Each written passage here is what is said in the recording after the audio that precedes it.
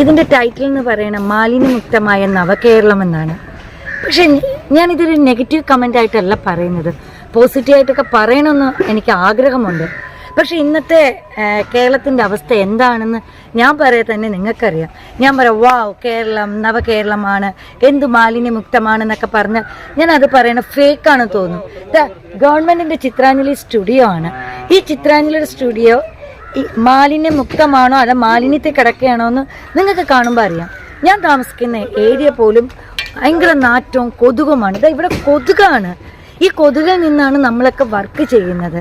കാരണം ഇന്ന് ദൈവത്തിൻ്റെ സ്വന്തം നാടായ കേരളം എന്ന് പറയുന്നത് ഇന്ന് ദൈവത്തിൻ്റെ സ്വന്തം നാടാണ് അല്ല, മയക്കുമരുന്നിൻ്റെയും മദ്യത്തിൻ്റെയും കൊലപാതകത്തിൻ്റെ സ്വന്തം നാടാണ് കേരളം. കേരളത്തിൻ്റെ സംസ്കാരം എന്ന് പറയാം. കേരളത്തിൽ നിന്ന് എന്താണ് തനതായ സംസ്കാരം? കൊലപാതകവും കഞ്ചാവും ഇതൊക്കെയാണോ? ഞാൻ ആരെയും ഇടിച്ചു താത്തി പറയോ ആരും ഹേർട്ടായിട്ട് പറയുമല്ല. ഇതാത് ഡിപ്പാർട്ട്മെൻറ്റുകളുണ്ട്. ആ ഡിപ്പാർട്ട്മെൻറ്റുകൾ ഒരുപാട് ശ്രദ്ധിക്കണം. ഫസ്റ്റ് ശ്രദ്ധിക്കേണ്ടത് അവനവരുടെ വീടുകൾ തന്നെയാണ്. മാലിന്യം ഇവിടെ തന്നെ നമ്മൾ പഠിച്ചിരിക്കുന്ന എന്താണ്, ഒരു ചെറിയ കടലാസാണെങ്കിൽ പോലും വേസ്റ്റ് ബോക്സിൽ ഇടണമെന്നാണ് നമ്മുടെ വീട്ടിൽ നിന്ന് നമ്മൾ കുട്ടികളോട് പറഞ്ഞു പഠിപ്പിക്കേണ്ടത്. അല്ല റോഡിലും അവിടെ ഇവിടെയും കളയാനല്ല. വിദേശ രാജ്യങ്ങൾ പോലെ ഈ വേസ്റ്റുകൾ കളയാൻ അതാത് സ്ഥലത്ത് ഒരു ഡപ്പകൾ വെക്കുകയോ വേസ്റ്റ് ബോക്സ് വെക്കുന്നത് വളരെ നല്ലതാണ്. പക്ഷെ ഇന്ന് ഇവിടെ എന്താണ്, സിറ്റിക്കകത്ത് പോലും പ്ലാസ്റ്റിക് കുപ്പികളെടുത്ത് വലിച്ചെറുക. പ്ലാസ്റ്റിക് കവറുകൾ വിൽക്കുന്നിടത്ത് ഇത്രയും പിഴ എന്ന് പറയും. എന്തിനാണ്? പാൽ വാങ്ങുന്നത് നമ്മൾ കവർ പാൽ വാങ്ങുന്ന പ്ലാസ്റ്റിക്, നമ്മൾ നെയ്യ് വാങ്ങുന്നത് പ്ലാസ്റ്റിക്, എല്ലാം പ്ലാസ്റ്റിക് എന്ന് പറഞ്ഞിട്ട് നമ്മുടെ എന്താണ് ഇവർ ചെയ്യുന്നത്?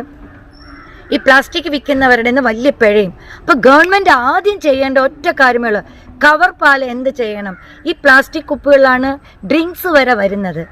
നമ്മൾ ഒരു ടീ ഷോപ്പിൽ ചെന്നാലും ഈ പ്ലാസ്റ്റിക് പോലത്തെ ചെറിയ ഗ്ലാസ്സിലാണ് നമുക്ക് ചായ തരുന്നത്.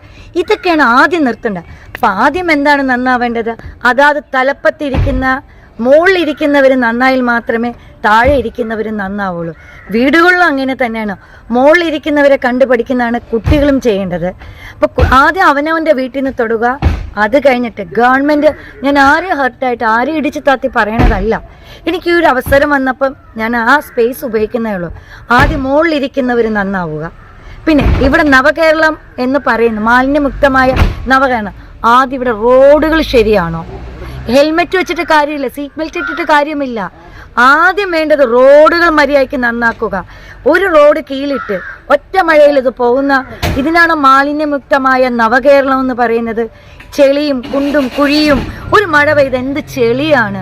മനുഷ്യന് നടക്കാൻ പറ്റുന്നുണ്ടോ? നമുക്ക് ഓരോരോ റോഡുകൾ നോക്കുക. ഏറ്റവും വലിയ ഉദാഹരണം ചിത്രാഞ്ജലി സ്റ്റുഡിയോയിലേക്ക് വന്ന് കയറുമ്പോഴുള്ള റോഡുകൾ കണ്ടു നോക്കൂ. അപ്പം ആദ്യം ഗവൺമെൻറ് എന്ന് പറയുന്ന മുകളിലിരിക്കുന്നവർ ശരിയാവുക. അതാത് കസേരയ്ക്ക് റെസ്പെക്റ്റ് കൊടുക്കുക. ഇത്ര മാത്രമേ എനിക്ക് പറയാനുള്ളൂ. എന്തായാലും ഒരു പുതിയ മാലിന്യമുക്തമായ നവകേരളം ഇതെങ്കിലും കണ്ടിട്ട് ഓരോ ആൾക്കാരും മുകളിലിരിക്കുന്ന ഡിപ്പാർട്ട്മെൻറ്റുകളും അവരുടെ കയ്യിലാണ്. ആദ്യമേ കേരളത്തിലെ കോർപ്പറേഷനുകളും കേരളത്തിലെ മുനിസിപ്പാലിറ്റികളും കേരളത്തിലെ പഞ്ചായത്തുകളുമാണ് ആദ്യം ഈ മാലിന്യമുക്തയ്ക്ക് മുന്നിൽ നിന്ന് കൈകോർക്കേണ്ടത്. എന്നാൽ മാത്രമേ നമ്മുടെ കേരളം ശരിയാവുള്ളൂ. എന്നാൽ മാത്രമേ ദൈവത്തിൻ്റെ നാടായ കേരളം എന്ന പേരിന് ഒരു സാഫല്യം കിട്ടുകയുള്ളൂ. അങ്ങനെ ആവട്ടെ.